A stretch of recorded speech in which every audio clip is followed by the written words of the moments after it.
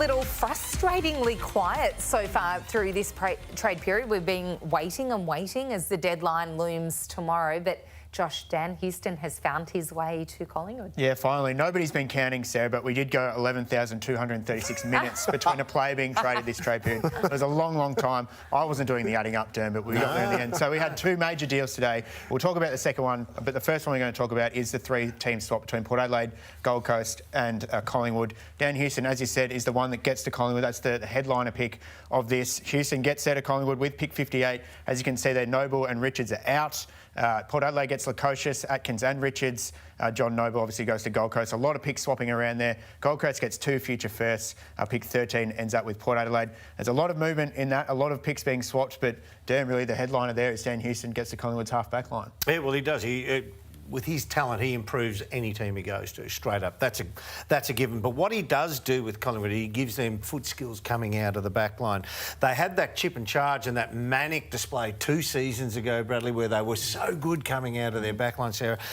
And they kind of lost it, played a bit more stodgy last year. And we even saw Sidebottom go back in the late games of season 2024. What this does now, it gives them somebody with expertise by foot as they push through the middle of the ground. Another weapon for them to actually throw at the opposition, who doesn't actually have to start on ball. Most of their weapons, like the Goey and the likes and the Dacos brothers, they're on ballers. This bloke's coming off the back flank, so he's another big watch for him. He improves them straight away. Can you see it playing a little bit higher as well, Doom? I can see Dacos and Houston lining up on the wings a fair bit for Collingwood next year as well, only because of what they do already have down back. And if they get his ball use forward of centre, I know the halfbacks run anyway, but generally he can support defence from the wing, but also then push forward and use the ball well inside forward 50. We've seen him do that in the past, so there'd be no problem. The blokes who were going to have those positions, Quain or Sidebottom, as we said earlier,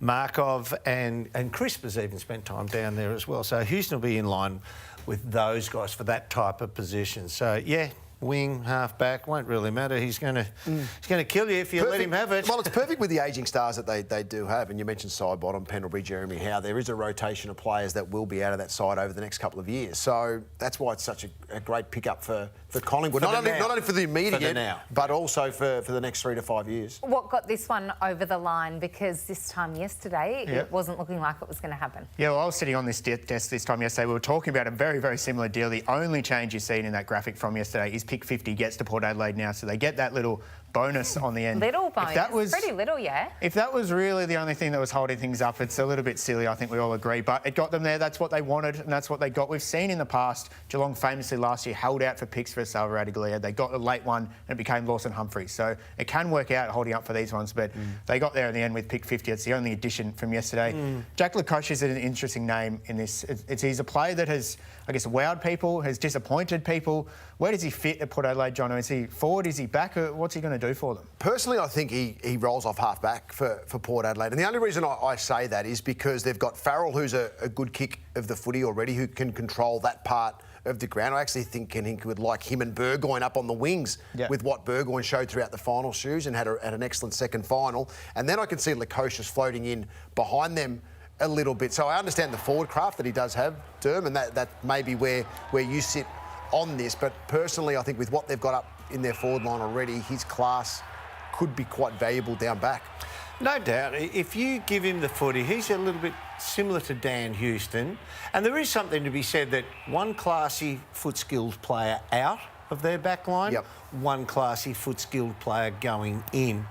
The one thing I'd say, and we're not here to beat around the bush, if I'm coaching against them and Jack Lukosius lines up in the back line, I'm saying get a competitor against him. Get somebody that makes Jack defend, be competitive against him, because that's where he's fallen down in the past. When he gets the ball, there is no problem. It's a beautiful kick of the footy. That's why I think my belief is that they're looking up forward for him. Charlie out, but where do they fit him in? They've probably gone through their forwards. I don't know if you're playing him as the smallish, medium-sized forward, and he's probably not going to beat Marshall, Georgiades or Ollie Lord for one of these key position players, because even though he'll play as a third stringer if he does, and then you've got Finlayson's still waiting in the wings, and then you've got Horne-Francis who gets dropped in at full forward as well. So there's 5 options up forward. Forget the small blokes. 5 options for those 1, 2, 3 tall position players before you get to him. Going to have to bring the best version of himself then, if that's the case. John Noble to the Gold Coast. What does he add to them, Jono? I think it's a great pickup for Gold Coast because he's a runner and he goes forward with the ball. We understand that, and his confidence was sky high this year. Got himself back into the Collingwood lineup and played excellent footy, I thought, throughout the entire home and away season. So gets up to the Gold Coast, closer to family, and I think he'll thrive in their lineup, Derm. I think Damien Hardwick will absolutely get him ticking along nicely, and I think he's settled straight in.